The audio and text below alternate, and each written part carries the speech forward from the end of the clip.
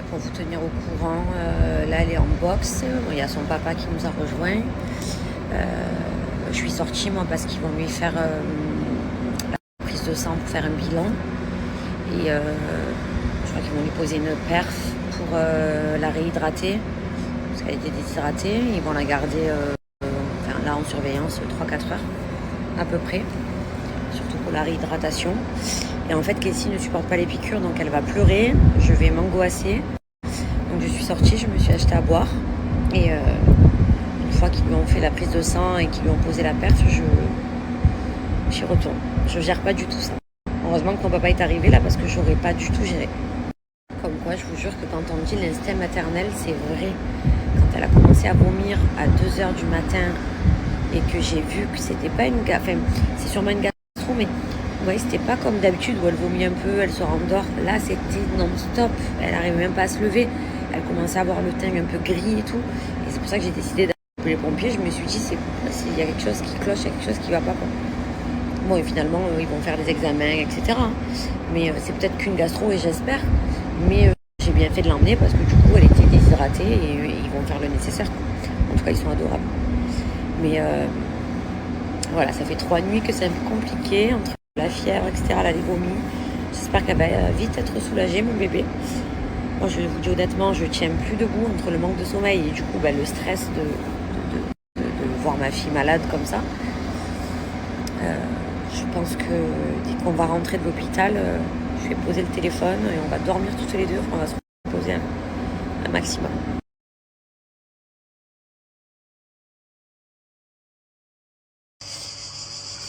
Les filles, déjà merci à toutes. Ma coupe, il n'y a rien qui va. Enfin, je suis dans un état. Merci à toutes pour vos messages. Ça y est, on est rentré à la maison. Là, je me suis pris une douche. Pyjama, Casey aussi douche, pyjama. Il y a ma maman qui est avec moi. Je vais essayer d'aller dormir une petite heure parce que vraiment là, je suis sous une nuit blanche.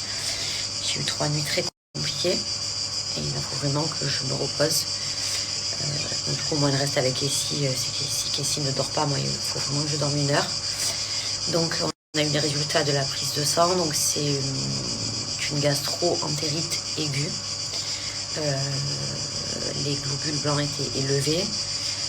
Mais les autres résultats ne montraient rien d'inquiétant. Donc, c'est pour ça qu'ils ne l'ont pas gardé hospitalisé.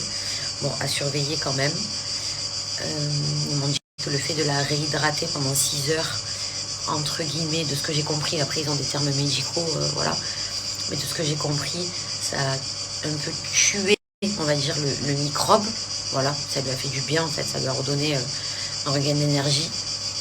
Donc elle a des moments où elle est bien, des moments où elle est très fatiguée.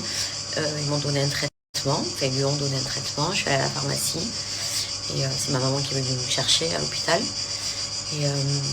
et voilà. Donc voilà, il faut bien s'hydrater, faites attention à vos enfants. Ah, merci les cigales, pourtant je vous aime, mais là je suis tellement fatiguée que ça me donnait mal à la tête. Il y en a beaucoup. Il y avait d'autres enfants dans le même cas que Casey à l'hôpital, il y avait presque que de ça, quoi. Donc n'hésitez pas à les emmener pour qu'à l'hôpital ils les réhydratent. Je leur pose une perfusion et pendant 6 heures réhydratation. Je sais pas si c'est comme ça qu'on dit, mais enfin voilà, merci vraiment à toutes pour vos messages, vous êtes adorables. Et je vais essayer de me reposer un peu. Et pour vous expliquer quand même comment ça s'est passé, parce que j'ai fait des snaps vite fait et vous m'avez vachement aidé. D'ailleurs, la prochaine fois, j'appellerai le 15 et pas le 18, mais j'étais tellement stressée que j'ai fait le 18. Enfin, j'ai pas réfléchi sur le moment. En fait, pendant 2 jours, comme je vous ai dit, elle m'avait fait des poussées de fièvre à 40. Hier, ça allait mieux. Elle était en pleine forme, plus de fièvre, donc on est sorti un petit peu s'aérer. En rentrant, elle avait un petit peu de mal à trouver le sommeil. Donc elle s'est endormie vers 23h, minuit. Mais en me couchant, je me suis dit, enfin en m'endormant, je me suis dit, tu vas voir qu'elle va vomir, elle va me faire un truc. On le ressent, nous les mamans. Bon, et ça n'a pas raté. À 2h, elle m'a dit, maman, j'ai mal au ventre, j'ai envie de vomir. Donc elle s'est levée du lit, elle dormait avec moi. Elle s'est levée du lit, elle a vomi.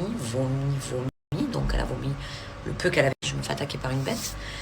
Elle n'avait pas trop d'appétit pendant 2 jours.